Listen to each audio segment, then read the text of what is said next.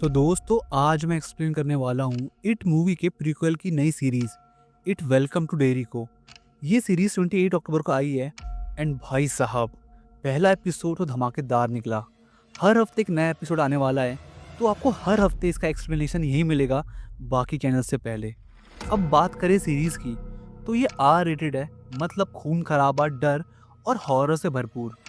कह सकते हैं कि मेकर्स ने इस बार कोई कसर नहीं छोड़ी इसको ज़बरदस्त बनाने में, और यकीन मानो जितना डर सोचा था ये उससे 10 गुना ज़्यादा निकला। अब इसकी कहानी सेट होती है इट मूवी के 27 साल पहले यानी 1962 में। आपको याद ही होगा पेनीवाइज हर 27 साल बाद एक्टिव होता है और डेरी शहर में तबाही मचाता है। तो ये सीरीज बताएगी कि सबकी शुरुआत कैसे हुई थी जब डेरी शहर पर पहली बार इट का साया पड़ा था। और वीडियो शुरू करने से पहले मेरी आप सभी से एक रिक्वेस्ट है गाइस, अगर आपको ये वीडियो पसंद आती है तो वीडियो को लाइक और चैनल को सब्सक्राइब जरूर कीजिएगा। तो दोस्तों एपिसोड 1 की कहानी शुरू होती है 1962 में डेरी टाउन के अंदर, यानी कि इट मूवी के इवेंट से ठीक 27 साल पहले। और हाँ, ये 27 साल वाला नंबर कोई रैंडम नहीं है, क्योंकि डेरी में बसने वाला वो डरावना क्लाउन पेनीवाइज हर 27 साल बाद लौट कर आता है बच्चों को अपना शिकार बनाने के लिए। अब पेनीवाइज का असली चेहरा, उसकी पहचान, ये सब तो आपने इट के चैप्टर 1 और चैप्टर 2 में देख ही लिया होगा। लेकिन सवाल ये है कि ये सब शुरू कैसे हुआ, उसका ओरिजिन क्या था और डेरी पर ये साया पहली बार कैसे छाया। बस यही राज खोलने वाली है ये नई series it welcome to Derry. अब सीन कट होता है 4 जनवरी 1962 की रात पर, जहां हम मिलते हैं एक छोटे से बच्चे से। नाम है मैटी क्लेमेंट्स, उम्र बस 10 से 12 साल की होगी और वो छुपकर कैपिटल थिएटर में एक मूवी देख रहा होता है। लेकिन उसकी एक अजीब आदत है, वो हर वक्त एक पेसिफायर अपने मुंह में रखता है, जो बच्चे चूसते हैं ना, वैसा ही कुछ। अब उसकी उम्र में ये चीज़ तो नॉर्मल नहीं है, लेकिन ये उसकी कोपिंग मैकेनिज्म है, क्योंकि घर में दर्द बहुत है, ट्रॉमा बहुत है और डर से निपटने का उसका यही एक तरीका बन गया है। अब जो मूवी मैटी थिएटर में देख रहा होता है उसका नाम है द म्यूजिक मैन।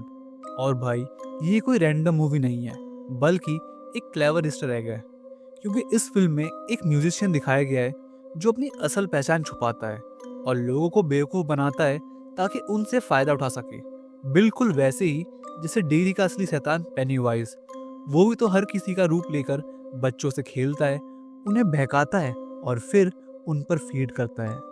तो जैसे ही वो चोरी छिपे मूवी देख रहा होता है, थिएटर का मैनेजर उसे देख लेता है और पकड़ने के लिए दौड़ पड़ता है, क्योंकि भाई मैटी हमेशा बिना टिकट घुसकर मूवी देखता था और इस बार भी वो वही चाल चल रहा था।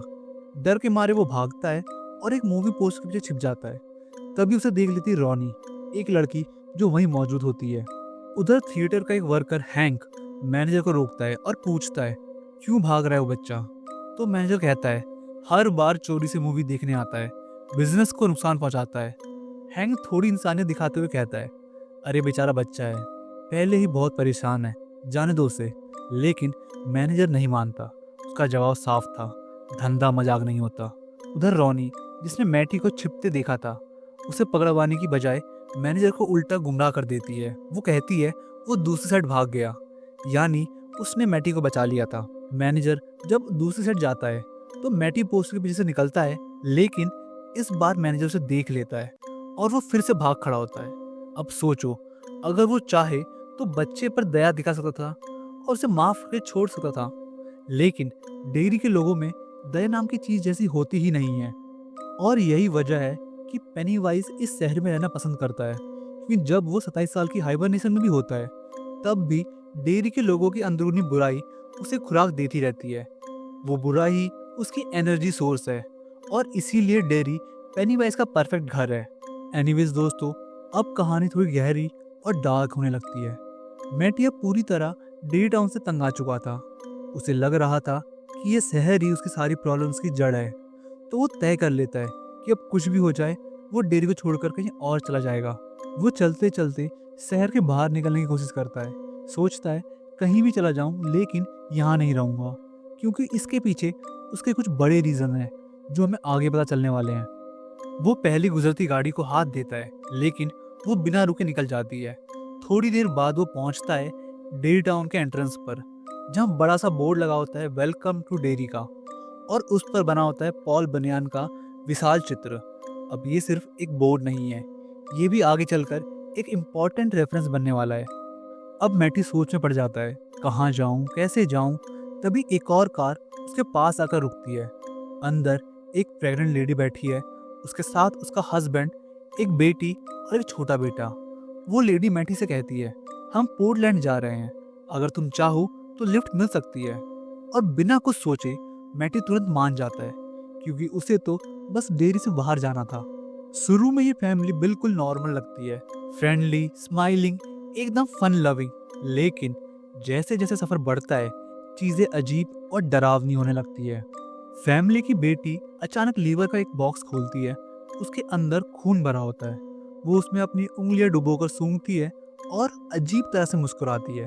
फिर वो उसी उंगली को मैटी की ओर बढ़ाती है ताकि वो भी सूंघे। पूरा माहौल अब डर से भर जाता है।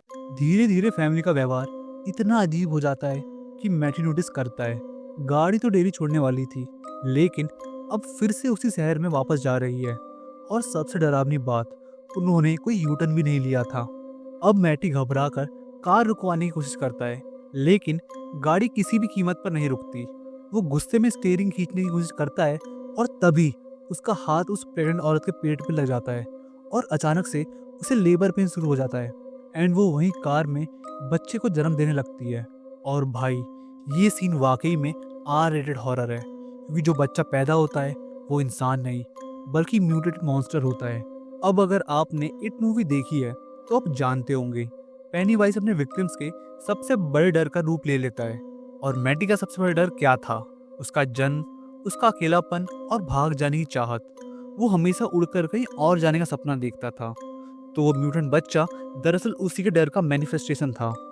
वो दैत्य बच्चा हवा में उड़ता हुआ मैटी पर हमला कर देता है और बेचारा मैटी डर के मारे फिर से अपना पेसिफायर चूसने लगता है। लेकिन तभी वो बच्चा कार का शीशा तोड़ता है और वो पेसिफायर सीधा नीचे सीवर में जा गिरता है, जहां से हमें दिखाया जाता है शो का title, it welcome to Derry, यानी मौत की शुरुआत हो चुकी है। अब कहानी यहाँ से करीब 4 महीने आगे बढ़ती है, यानी अप्रैल का महीना।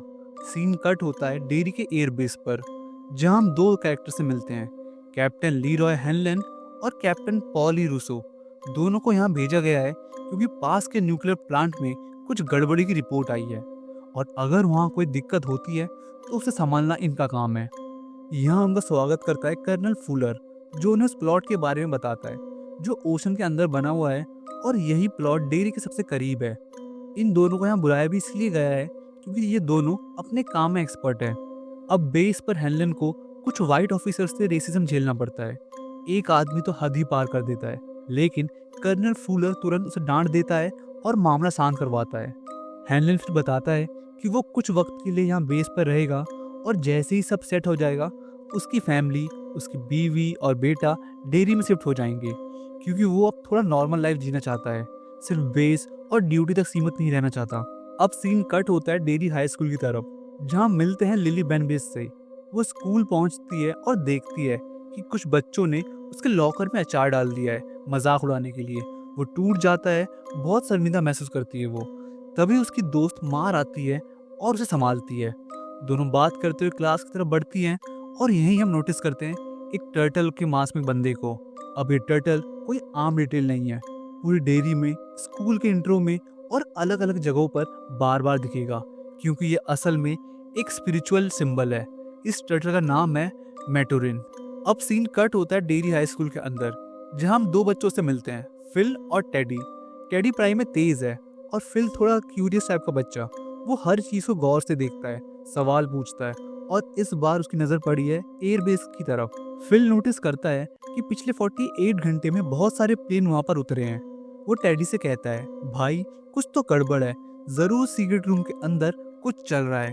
और फिर अपनी थ्योरी शेयर करता है, शायद वहाँ कोई मॉन्स्टर मिला है जो बर्फ में दबा हुआ था, या फिर कोई एलियन जो स्पेस से आया है और अब वो सब पर हमला करने वाला है।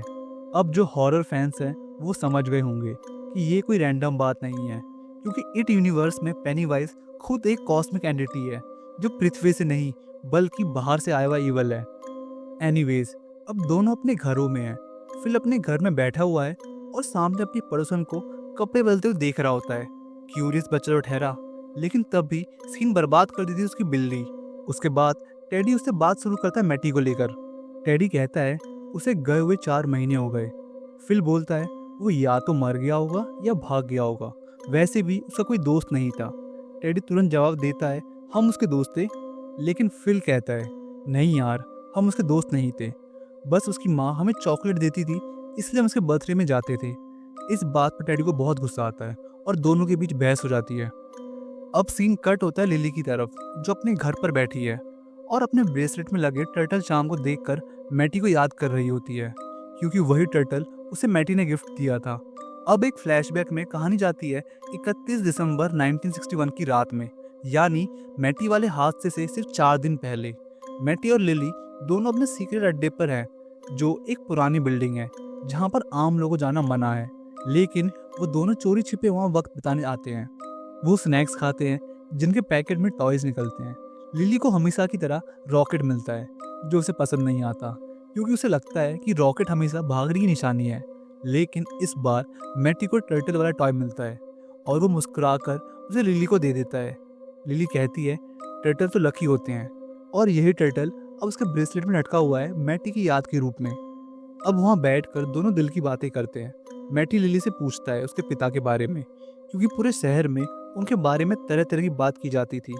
लिली बताती है कि उसके पिता एक पिकल फैक्ट्री में काम करते थे, जहाँ एक दिन वो एक खराब मशीन बंद करने गए, लेकिन मशीन मेल फंक्शन कर गई और वो उसी में फंसकर मारे गए। वो उनका डिपार्टमेंट भी नहीं था, बस मदद करने गए थे। लिली को अब भी लगता है कि अगर वो उस दिन उन्हें अंदर जाने से रोक लेती तो शायद आज वो जिंदा होते। अब घड़ी में रात के 12 बजने वाले हैं। नया साल 1962 शुरू होने वाला है। चारों ओर पटाखे, जश्न और लोगों की खुशियाँ। और उसी शोर के बीच लिली और मैटी एक दूसरे को न्यू ईयर विश करते हैं। मैटी के दिल में अब भी एक चाहत है। वो झुककर लिली को किस करने की कोशिश करता है, लेकिन लिली घबरा जाती है और पीछे हट जाती है सॉरी बोलकर। उस पल मैटी का दिल टूट जाता है। उसे लगता है कि लिली उसे पसंद करती है, लेकिन अब उसे एहसास होता है कि वो उसे सिर्फ एक फ्रेंड समझती है। यही वो रात थी जब उसने डेयरी छोड़ने का फैसला किया, और फिर जो कुछ हुआ वो हम एपिसोड की शुरुआत में देख ही चुके हैं। वो 4 जनवरी की रात जब मैटी की मौत हुई थी। अब प्रेजेंट टाइम में वापस आते हैं।